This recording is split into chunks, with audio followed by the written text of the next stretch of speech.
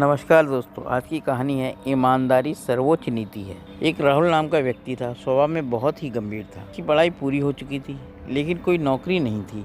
दिन रात वो काम की तलाश में इधर उधर भटकता रहता था। राहुल एक ईमानदार मनुष्य भी था, इसलिए भी उसे काम मिलने में मुश्किल आ रही थी। दिन इतने खराब हो चुके थे कि उसे मजदूरी करनी पड़ी। रोजी रोटी के लिए अब उसके पास कोई विकल्प नहीं था। राहुल पढ़ा लिखा था, जो उसके व्यवहार से जाहिर होता था।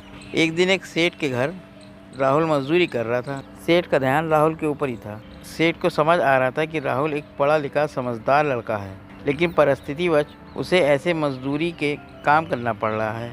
सेठ को अपने एक विशेष काम के लिए एक ईमानदार व्यक्ति की जरूरत थी। उसने राहुल की परीक्षा लेने की सोची। उसने एक दिन राहुल को अपने पास बुलाया और उसे 50,000 रुपये दिए, जिसमें 100 के नोट थे, और कहा, भाई तुम ईमानदार लगते हो, ये पैसा मेरे एक व्यापारी को दे आओ।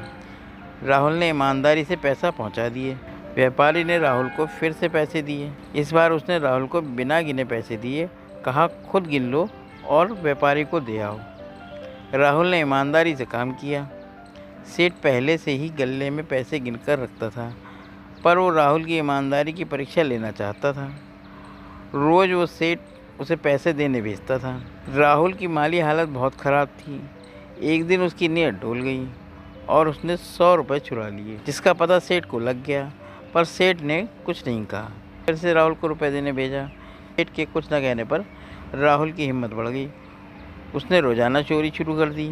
सेठ को उम्मीद थी कि राहुल उसे सच बोलेगा, लेकिन राहुल ने नहीं बोला। एक दिन सेठ ने राहुल को काम से निकाल दिया। वास्तव में सेठ अपने जीवन का एक सहारा ढूंढ रहा था। उसकी कोई संतान नहीं थी। राहुल को भोला भाला जानकर उसने उसकी परीक्षा लेने की सोची थी। अगर राहुल सच बोलता तो सेठ उसे अपनी दुकान सौंप देता।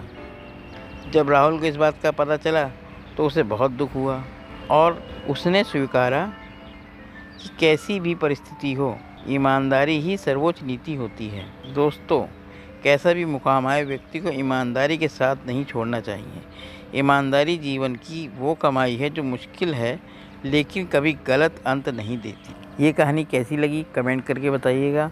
मिलते हैं फिर एक नई कहानी में। तब तक के लिए नमस्कार दोस्तों।